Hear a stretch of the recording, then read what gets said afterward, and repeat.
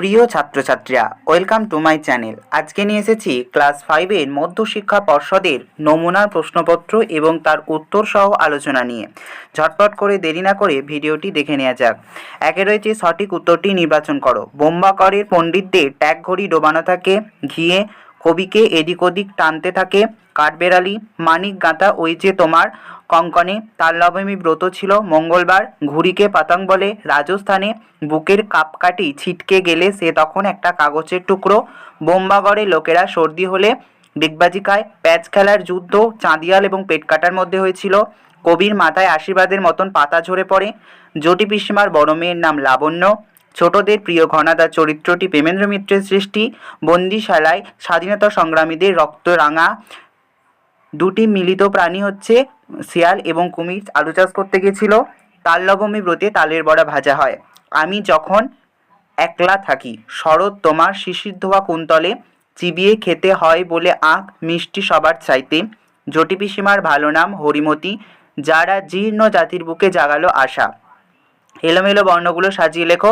প্রথমেরটা হবে নাকানি চোবানি, 2 হবে ইতস্তত, 3 হবে তালপিটালি বা পিটুলি, 4 হচ্ছে গোলা বারুদ, 5 হচ্ছে কপাট শব্দটির অর্থ হলো আবরণ বা দরজা।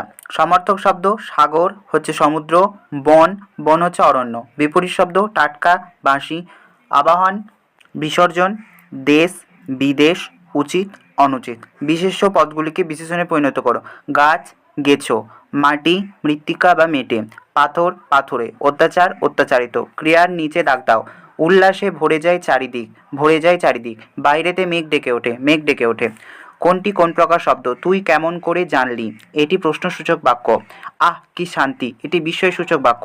ক্রিয়ার রূপ অনুযায়ী শূন্যস্থান পূরণ। ড্যাশ কি আমাদের বিদ্যালয়ে আসবেন? আপনি কি আমাদের বিদ্যালয়ে আসবেন? ড্যাশ আগামীকাল বেড়াতে যাব, আমরা বা আমি আগামীকাল বেড়াতে যাব।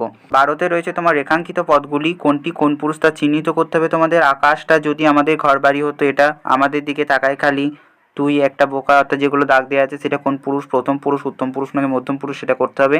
13 রয়েছে নিচের প্রশ্নগুলি পূর্ণ বাক্যে উত্তর দাও। মাস্টারদার প্রকৃত নাম আমরা জানি সূর্য সেন। তিনি কোন পেশার সঙ্গে যুক্ত ছিলেন? শিক্ষকতা। তার প্রিয় কবির নাম কি? রবীন্দ্রনাথ ঠাকুর, যিনি তাকে কবি সম্রাট বলতেন আর কি। মোহনের স্বভাব কেমন ছিল? স্কুলে ছুটি ঘন্টা পড়তে সে কী করতো? ইন্সপেক্টর সাহেবের দেওয়া নির্দেশ অনুযায়ী সে কোন কথা লিখতে পারেনি। তারপরে 14 দেখো পত্র রচনা রয়েছে। বিদ্যালয়ে কোনো অনুষ্ঠানের কথা সংক্ষেপে জানিয়ে বন্ধুকে চিঠি লিখতে হবে। তারপরে রয়েছে অনুচ্ছেদ রচনা, 2টো দেওয়া রয়েছে, যে কোনো একটা করতে হবে। রবীন্দ্রনাথ ঠাকুর আর তোমার বিদ্যালয়। তো ভিডিওটি যদি ভালো লেগে থাকে তাহলে অবশ্যই চ্যানেলটাকে সাবস্ক্রাইব করে দিও যদি তোমরা নতুন সদস্য হয়ে থাকো। ধন্যবাদ।